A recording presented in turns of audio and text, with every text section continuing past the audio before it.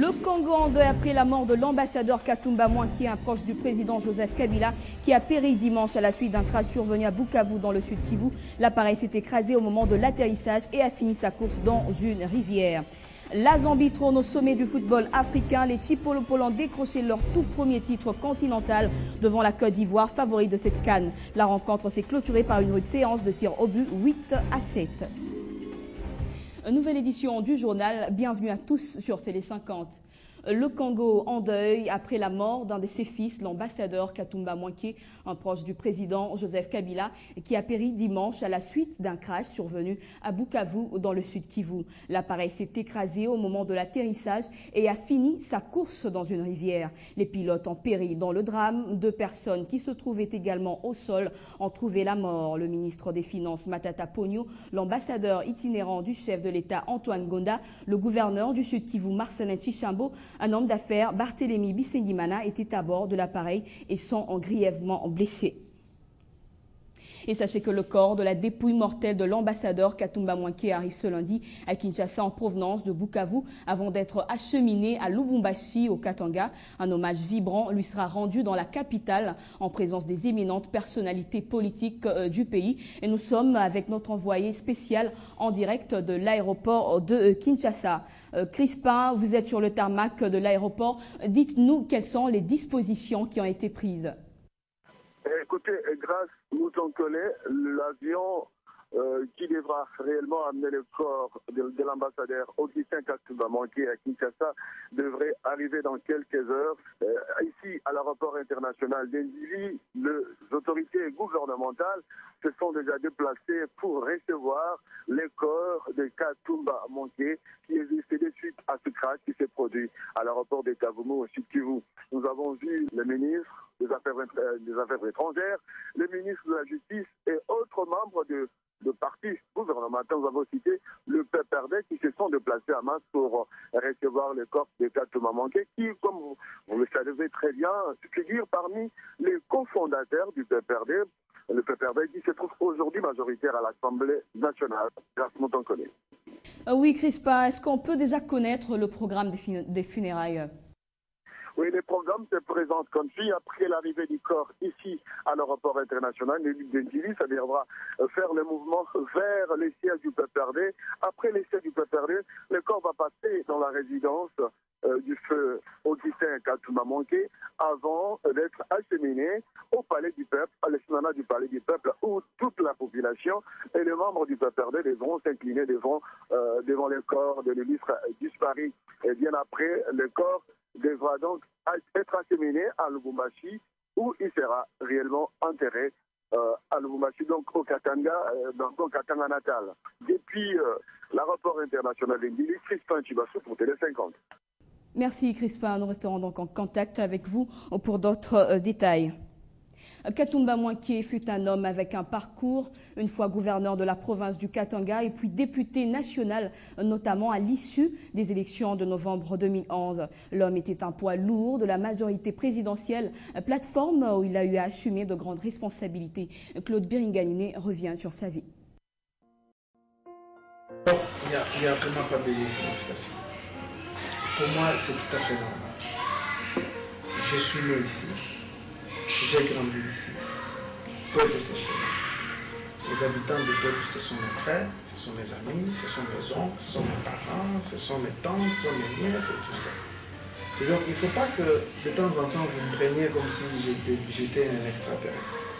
Né à Puerto dans la province du Katanga, Augustin Katumba Mwanké est marié, père de 3 enfants, toutes des filles. Ingénieur mécanicien, diplômé de l'université de Kinshasa, il a commencé sa vie dans une banque où il devient directeur en Afrique du Sud. Homme de terrain qui a évolué également dans le secteur minier en Afrique du Sud comme en RDC, Katumba Mwanké était aussi un homme politique avéré qui agissait surtout dans l'ombre. Une fois gouverneur de la province du Katanga, 2 fois élu à la députation nationale, il a longtemps côtoyé le milieu présidentiel avant d'être nommé conseiller personnel du chef de l'État Joseph Kabila, qui lui a également donné la charge de la structure politico-administrative de la majorité présidentielle. Grosse perte donc pour cette plateforme qui a su braver plusieurs difficultés, notamment dans la gestion publique et politique, grâce aux qualités diplomatiques et lucidité dans les relations humaines de l'illustre disparu.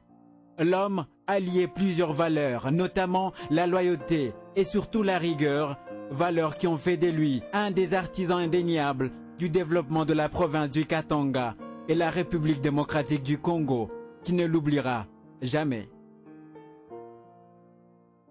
Et nous venons d'apprendre à l'instant que l'avion transportant la dépouille mortelle de Katumba Mwanké vient donc d'atterrir à l'aéroport international de Njili en provenance de Bukavu. Dans le reste de l'actualité, environ 200 réfugiés congolais de Brazzaville ont pris d'assaut le siège du Haut-Commissariat des réfugiés des Nations Unies à Libreville. Le Gabon ayant mis fin à leur statut de réfugiés sur son sol depuis novembre 2011, ces réfugiés congolais n'ont qu'une seule revendication, être transférés dans un autre pays d'accueil sans retourner dans leur pays, le Congo. Malgré les intempéries, ils passent des nuits à la belle étoile avec femmes et enfants devant le bâtiment qui abrite le siège du HCR depuis plus d'une semaine dans l'espoir de trouver satisfaction à leurs revendications. Dans le monde, les pays de la SADC souhaitent toujours voir Nkosazana Zuma, la ministre sud-africaine de l'Intérieur, à la tête de la Commission de l'Union africaine. Tout le week-end, les 15 représentants des pays membres étaient réunis dans la ville du Cap pour élaborer une stratégie afin qu'elle prenne en juin 2012 la place de Jean Ping. Ils ont promis de tout faire pour voir Nkosazana Zuma devenir la première femme à ce poste. Eric Lukoki. À l'issue de la réunion du Cap, rien de très précis n'a été dévoilé quant à la stratégie employée pour assurer le succès de Nkosazana Dlamini Zuma, candidate sud-africaine et par ricochet SADC à la présidence de la Commission de l'Union africaine. Pour l'Angola, le pays de la SADC vont travailler à convaincre les autres membres de l'UEA avec des arguments solides à propos de l'actuel ministre sud-africain de l'Intérieur, qui selon ce pays est une très bonne candidate. La preuve, elle est parvenue à bloquer à Addis Abeba l'élection de Jean Ping qui brigue un second mandat. Les Sud-Africains ne cessent de vanter les nombreuses qualités de la diplomate aguerriée Dlamini Zuma. Il va maintenant falloir rassurer les indécis qui pourraient encore s'inquiéter de voir l'Afrique du Sud, poids lourd du continent, prendre la tête de la Commission de l'Union africaine. Les 15 États membres de la SADC devront donc continuer à faire du lobbying dans toute l'Afrique, aussi bien francophone qu'anglophone. La Ligue arabe apporte son soutien matériel et politique à l'opposition syrienne. Alors que la situation humanitaire se dégrade à Homs, les ministres des Affaires étrangères de la Ligue arabe ont décidé de soutenir ouvertement l'opposition syrienne. Ils demandent également l'envoi d'une mission de paix arabo-onusienne en Syrie pour mettre fin aux violences. Ce n'est plus un secret. La Ligue arabe va fournir un soutien politique et matériel à l'opposition syrienne et demander au Conseil de sécurité la formation d'une force conjointe ONU-Arabe pour mettre fin aux violences en Syrie. En même temps, l'organisation pan-arabe a diplomatique avec la Syrie. Toutes ces décisions ont été prises dimanche au Caire par des ministres arabes des Affaires étrangères. Décisions qui ne font pas encore l'unanimité. Pendant que les militants dénoncent une grave crise humanitaire à Homs, le secrétaire général de l'ONU, Ban Ki-moon, a indiqué dimanche que le Conseil de sécurité va statuer sur ces décisions. Le Liban, pour sa part, a exprimé des réserves sur cet appel à former une force arabo-onusienne et sans surprise, Damas a refusé catégoriquement ces décisions. Il accuse les pays arabes d'être à la solde de l'Occident. Après les vétos russes et chinois à une résolution de l'ONU, Tunis s'est proposé d'organiser le 24 février une conférence des amis de la Syrie, une proposition de Paris et Washington. Arabes et occidentaux doivent par ailleurs lancer cette semaine une nouvelle tentative pour faire condamner Damas, cette fois à l'Assemblée générale de l'ONU. En sport, la Zambie, sacrée reine d'Afrique. Les Chipolopolo ont remporté pour la toute première fois de leur histoire la Coupe d'Afrique des Nations dimanche à Libreville face à la Côte d'Ivoire. C'était au terme d'une rencontre qui s'est soldée par une rude séance des tirs au but 8-7.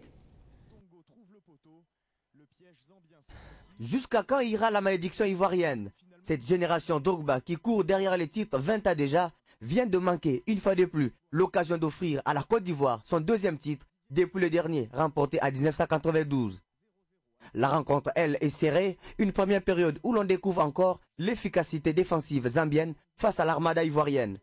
Kalou, Gervinho, Yaya Touré ne parviennent pas à inquiéter Kennedy Mwene, les portiers zambiens. Les poulains d'Hervé Renard surprennent déjà par leur collectif et jouent mieux que les éléphants ivoiriens jusqu'à la pause. À la reprise, les deux équipes partent à l'assaut, cherchant à prendre l'avantage en premier. On joue depuis la 69e minute, Gervinho est déséquilibré dans la surface de réparation l'arbitre sénégalais siffle penalty. Malheureusement, Didier Drogba met au-dessus son tir.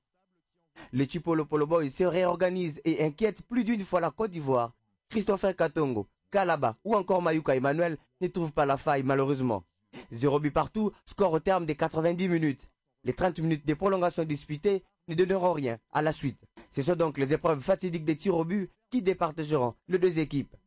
Gervinho manquera les siens et Stundus Topila permet complètement à la Zambie d'être reine d'Afrique. Je l'ai souvent dit, je pense que nous ne sommes pas les meilleurs. Mais on avait une force qui nous animait durant ce tournoi qui a fait la différence. On a eu de la réussite aussi. Mais je pense que pour gagner une Coupe d'Afrique, il faut de la réussite. Donc tout a tourné rond pour nous. Cette victoire est historique car les Chipolo Polo viennent d'honorer la mémoire de leur prédécesseur péri dans un crash d'avion en 1996 sur ce même sol gabonais. La victoire zambienne fruit également de la bonne prestation de ces internationaux évoluant au sein du TP Mazembe de Lubumbashi. Les 5 néo-champions d'Afrique ont été félicités par Damien Simbi, représentant des Corbeaux, qui s'est exprimé et peu avant cette finale au micro de Doudou Mbala. Les joueurs de Mazembe qui sont dans l'équipe zambienne ont été d'un apport très substantiel.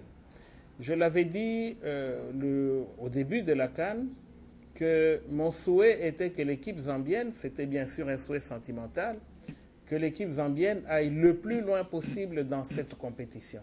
Et je crois qu'elle est en train de le démontrer.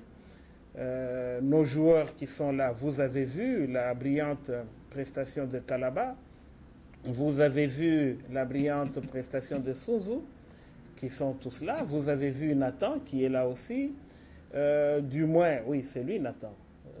Ce sont du moins ceux-là, mais bien sûr que dans la délégation zambienne, il y en a au moins 5, mais ceux qui prennent part au jeu de manière régulière, ce sont les 3. Et je crois que les équipes de Mazembe, qui jouent dans l'équipe nationale de la Zambie, ont été déterminants dans l'évolution de l'équipe. Et ce que je voudrais dire aussi, parlant de l'équipe de la Zambie, c'est le fait que je crois que sentimentalement, jouer en terre gabonaise,